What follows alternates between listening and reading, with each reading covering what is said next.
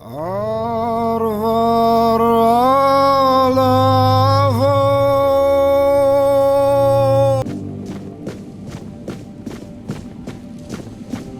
wasn't expecting company. What news? The people I told you about. Have any of them agreed to join me on the quest for the Holy Grail? Now that is truly wonderful news. You've achieved what seemed impossible. I'm grateful that fate has guided you to my side. With Niante, Magat, and Ifra, we shall strive to restore hope to the people of Kurnacht. You've done me a great favor, so allow me to repay you. Before I depart, know this. You brought change to Kurnacht and earned my deepest gratitude. Let my repayment be the blessing my lineage received from King Arthur himself.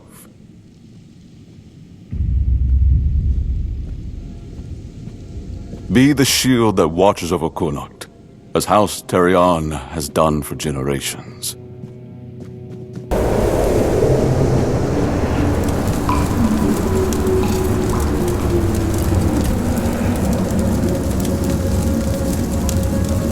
It is a bold decision, and I am glad he finally made it.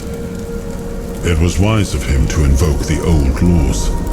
Camelot will not dare to break them, and the men here will remain in Kurnacht, at least until the lives of its people are in immediate danger.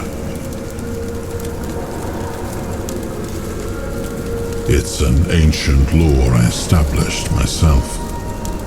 I am glad you chose to help him. With company like this, his mission may yet succeed. Even if Yvain does not return, his actions will be remembered. Of that, I am certain.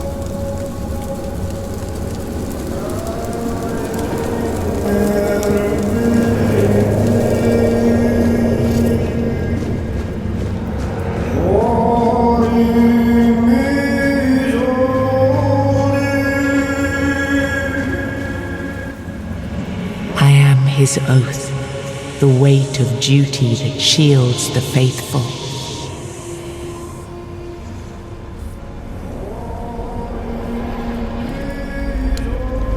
I am the wall between order and ruin.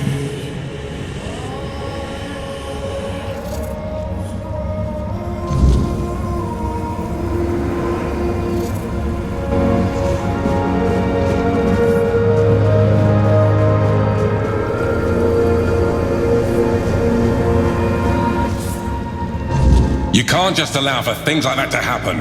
Not ever again. Not when the kingdom is beginning to find its way.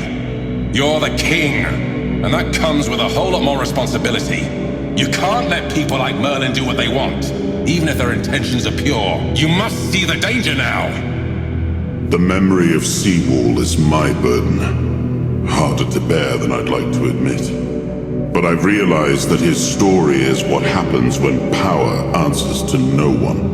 Then do something so that a tragedy like that never happens again. Palamedes, you've always spoken your mind, even when I didn't want to hear it. You've stood beside me through the darkest days and fought not for glory, but for Avalon and its people. I have done only what I believe was right, nothing more. Yes, and that made me realize that Merlin was wrong. The legacy I leave won't endure through the legend of a single man, whether it's me or anyone else. I decided to give my sword to the Horns of the South, to bind them not to me, but to the people. But Avalon needs more than that. It needs structures, memory, and resistance to corruption. It needs the foundation of something greater than any one of us. A shield? Yes. One to guard Avalon, even from itself. You've proven yourself time and again, so my shield is yours, Palamedes. Not just to wield, but to become. Let your bloodline anchor what my reign could not. And you believe I am worthy of such a responsibility? I will not fail you, my king. Don't carry this burden for me, Palamedes. You never have. Carry it for Avalon, and may your name be a blessing upon this land for generations to come. Now I understand. The shield isn't an object. It's the bloodline itself. But I also remember the shield was meant to resist. Not enemies, not blades, but corruption, compromise, cowardice. Palamedes understood that. Nothing I've seen here reminds me of him. Nothing resembles the kingdom we were trying to build. Lord Yvain, a joke of a man. A mere shadow of his ancestor. Not worthy of his title, nor of leading his people.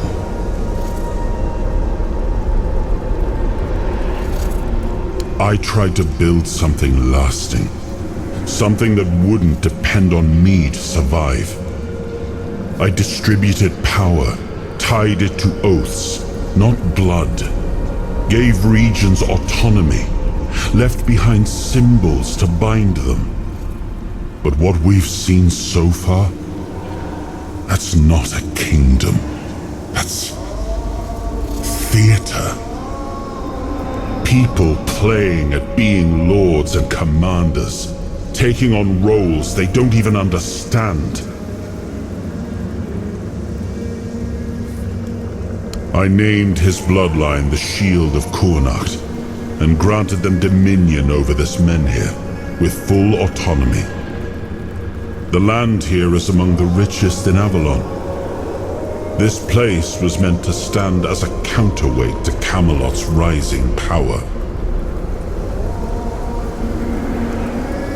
We gave our people peace, but they've come to take it for granted. Perhaps those who live without struggle grow soft, and in comfort, they let go of their values. Symbols, without the will to uphold them, are little more than ornament.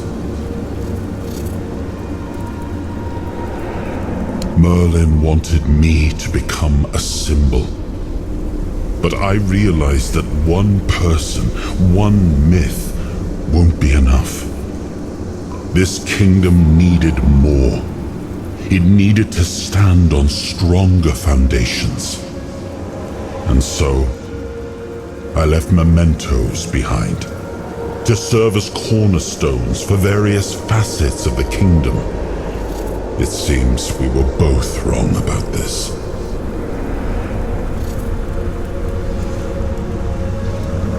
All I've seen here is fear. Indecisive men wearing the mask of power. But their power comes from symbols they don't even understand. And when a decision needs to be made, they hesitate. When danger appears, they flinch. Denholm, commander of Camelot's forces, is incapable of acting without direct orders. Yvain, a descendant of Palamedes, yet too weak to stand against choices that harm his people. Their fear breeds indecision. If you cannot choose, you cannot protect. And if you cannot protect, Avalon rots. It was you the men here responded to, and you who rekindled it. You did all the work, turned the situation into something Yvain could exploit. Without that, Kurnacht would still be waiting. For what? A miracle? That's why I have to come back. Without us, without hands that act, this land just waits and rots. turn every resource toward understanding why the weirdness is returning and stopping it. Hiding in Camelot is cowardice. Staying here? Stupidity. But what I would do doesn't matter. This is precisely why Palamedes was made Avalon's shield, to judge for himself what serves the people, even if it meant standing against me. Yes, the situation is complex, but that is precisely the burden of a leader. Complexity does not excuse paralysis, and yet they sit in deadlock, doing nothing, while the world around them fractures. Well, my friend,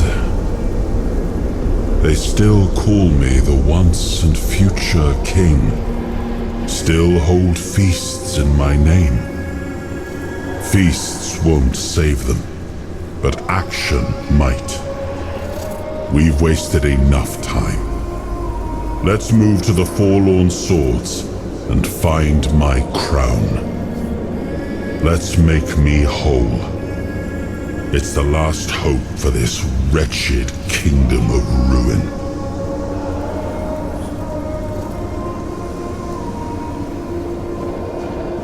To do this, you can still back out. Camelot will surely forgive you for this insubordination. I have never been more certain of anything in my life. This is the only way. Fine. Do as you will. Look who woke up.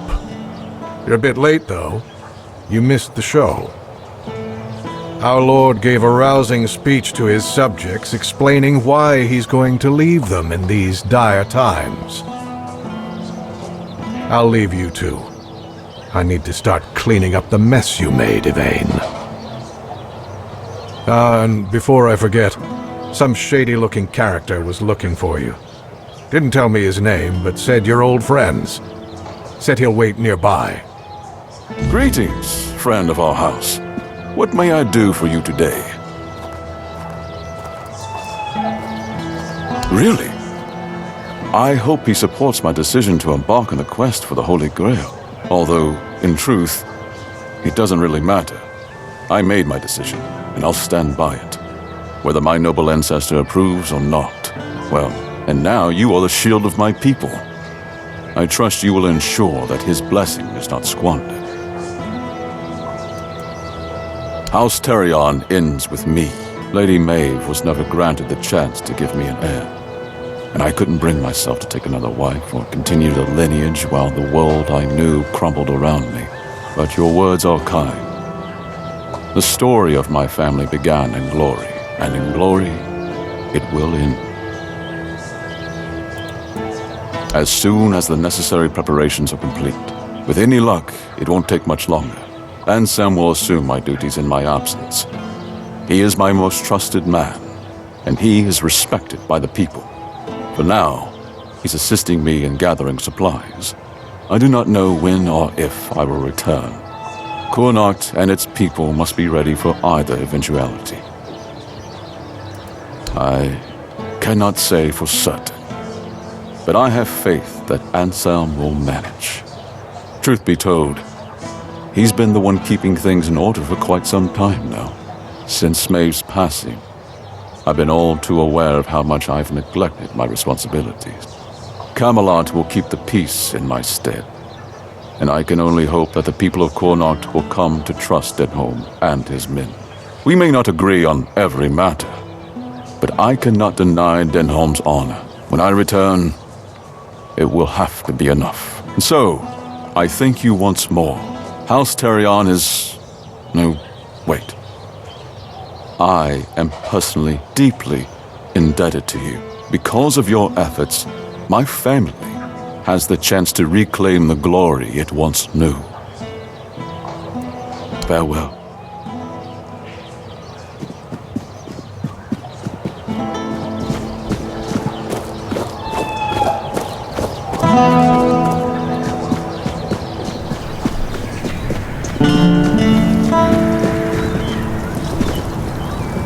Oh, well, look at you.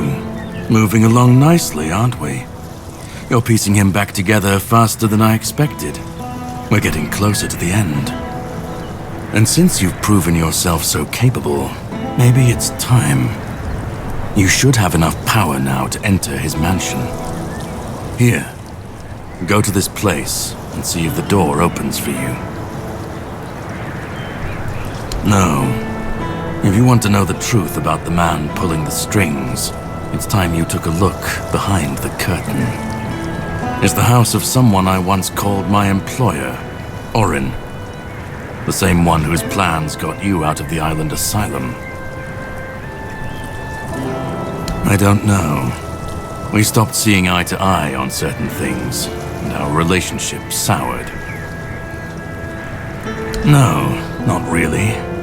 There's one last piece of Arthur's soul waiting for you. The third artifact. His crown, this time. You'll find it deep in the Forlorn Swords, in the capital city of Dalriata. Meet with Gerfan. He'll either attack you on sight, or explain everything patiently, depending on how he feels about... Oh, you'll see for yourself. How would I know? I'd say going into Dalriata territory is a surprise all on its own. But don't worry, they've got bigger problems at the moment than you sneaking off with their sacred helmet. Once you're done, meet me at the Charred Conclave. That's where we'll finish this, one way or another.